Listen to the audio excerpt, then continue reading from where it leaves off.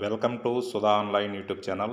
మిత్రులారా, ఈరోజు మనం ఈ వీడియోలో సర్వీస్ పెన్షనర్లు మరియు ఫ్యామిలీ పెన్షనర్లకు సంబంధించినటువంటి సమగ్ర సమాచారాన్ని ఇప్పుడు మనం ఈ వీడియోలో తెలుసుకునే ముందు ఈ ఛానల్ని ఇంకా ఎవరైనా సబ్స్క్రైబ్ చేసుకోకపోతే సబ్స్క్రైబ్ చేసుకొని పక్కన ఉన్నటువంటి బెల్ సింబల్ టచ్ చేసి అందులో ఆల్ సెలెక్ట్ చేసుకున్నట్లయితే నేను చేసే ప్రతి వీడియో కూడా మీకు నోటిఫికేషన్ రూపంలో రావడం జరుగుతుంది. అదేవిధంగా ఈ వీడియో కనుక నచ్చినట్లయితే ప్రతి ఒక్కరు కూడా లైక్ చేసి షేర్ చేస్తారని చెప్పి భావిస్తూ ఇక విషయానికి వచ్చినట్లయితే మిత్రులారా, సర్వీస్ పెన్షనర్ మరియు ఫ్యామిలీ పెన్షన్ గురించి మనం సమగ్ర సమాచారాన్ని తెలుసుకుందాం. ఇప్పుడు ఒక ఉద్యోగి సర్వీసులో ఉంటూ కానీ పదవీ విరమణ చేసి పెన్షన్ పొందుతూ కానీ మరణించినచో ఆ ఉద్యోగి లేదా పెన్షనర్ కుటుంబమునకు రివైజ్డ్ పెన్షన్ రూల్స్ 1980 రూల్ 50 ప్రకారము ఆ కుటుంబం జీవనాధార నిమిత్తం కుటుంబ పెన్షన్ అదే ఫ్యామిలీ పెన్షన్ అనేది చెల్లిస్తారు.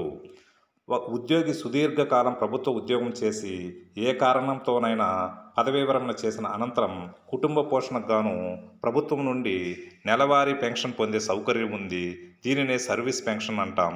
ఒకవేళ పెన్షన్ పొందుతూ పెన్షనర్ లేదా ఉద్యోగం చేస్తూ ఉద్యోగి మరణిస్తే వారి కుటుంబ పోషణ నిమిత్తం అర్హులైన వారికి ఇచ్చేటటువంటి పెన్షన్నే కుటుంబ పెన్షన్ అని అంటాం. అయితే సర్వీసులో ఉన్న ప్రతి ఉద్యోగి తమ కుటుంబ సభ్యుల వివరాలు తమ డీడీఓలకు నిర్ణీత ప్రొఫార్మాలో ఇచ్చి సేవా పుస్తకంలో నమోదు చేయించుకోవాలి. రిటైర్ అయిన తర్వాత కూడా ఈ వివరాలు ఉపయోగపడతాయి. వీటి ఆధారంగా మరియు పింఛనుదారు పెన్షన్ ప్రపోజల్స్ పంపు సమయంలో డీడీఓలు కుటుంబ పెన్షన్దారుల వివరాలు ధృవీకరించి పంపగా మన పెన్షన్ మంజూరు ఉత్తర్వులలో ఏజీ గారు కుటుంబ పెన్షన్దారుకి అర్హత గల చెల్లించదగు పెన్షన్ నిర్ణయించి ఉత్తర్వులలో పొందుపరుస్తారు. ఒకవేళ ఫ్యామిలీ పెన్షన్కు అర్హత గల కుటుంబ సభ్యుల వివరాలను పెన్షన్ ప్రతిపాదనలతో పంపకపోయినా రిటైర్ అయిన అనంతరం పిల్లల శారీరక మానసిక వైకల్యాలకు గురైన రిటైర్ అయి చట్టబద్ధంగా వివాహం చేసుకుని పిల్లలు కలిగిన అట్టి వివరాలను rule 52A(1)(2) of revised pension rules 1980 and ruling 3 under ruled 4 of family pension rules 1964 అనుసరించి ఫారం Fలో పొందుపరిచి సంబంధిత ఎస్టీఓ గారికి అందించి పీపీఓలో నమోదు చేసుకునే అవకాశం ఉంది. Rule 50(12) of revised pension rules 1980 మరియు ఆంధ్రప్రదేశ్ ప్రభుత్వ ఉత్తర్వులు జీవోఎంఎస్ నెంబర్ 315 డేట్ 7/10/2010 ప్రకారం కుటుంబ పెన్షన్ పొందుటకు కుటుంబ సభ్యులుగా ఈ క్రింది వారు వస్తారని పొందుపరచడం జరిగింది. అంటే ఉద్యోగి లేదా పెన్షనర్ భార్య లేదా భర్త, లీగల్లీ సెపరేటెడ్ స్పౌజు, కుమారుడు కుమార్తెలు, శారీరక మానసిక వికలాంగులైనటువంటి పిల్లలు, విడాకులు పొందిన కూతురు, విధవరాలైన కుమార్తె, పైన పేర్కొన్న వారెవరూ లేకపోతే తల్లిదండ్రులు. కుటుంబ పెన్షన్ వీళ్ళంతా కూడా ఫ్యామిలీ పెన్షన్కే అర్హత. అయితే కుటుంబ పెన్షన్ ఎంత చెల్లిస్తారు అనేది కనుక మనం పరిశీలించినట్లయితే ఉద్యోగి సర్వీసులో ఉండి మరణిస్తే కుటుంబ పెన్షను మొదటి 7 సంవత్సరాల వరకు లేదా ఆ ఉద్యోగికి 65 సంవత్సరాలు నిండే వరకు ఏది ముందైతే అది చివరి నెల జీతంలో 50% పెన్షన్గా చెల్లిస్తారు. తదుపరి అంటే 7 సంవత్సరాల తర్వాత లేదంటే 65 సంవత్సరాలు నిండిన తర్వాత చివరి నెల జీతంలో 30% పెన్షన్గా చెల్లిస్తారు.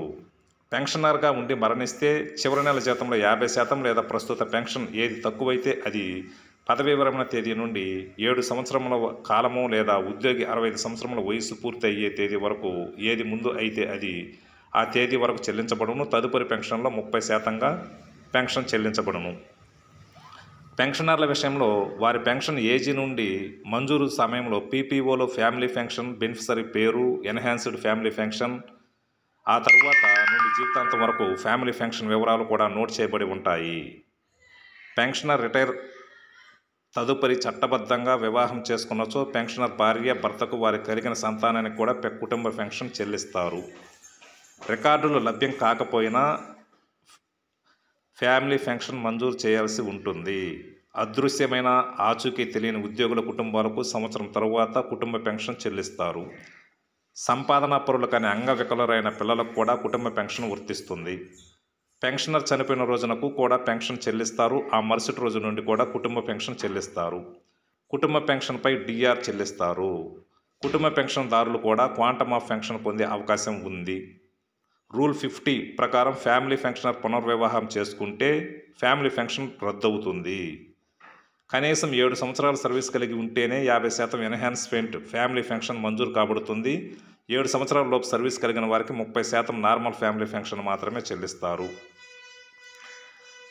వితంతువులు ఉంటే వారికి కుటుంబ పెన్షన్ చెల్లించాల్సి వస్తే వితంతువులందరికీ సమాన వాటాలుగా చెల్లిస్తారు. రూల్ 56B ప్రకారం ఫ్యామిలీ పెన్షన్గా ఉన్న మొదటి భార్య చనిపోతే వారి పిల్లలకు రెండో భార్యతో పాటు కుటుంబ పెన్షన్ కూడా అర్హులు.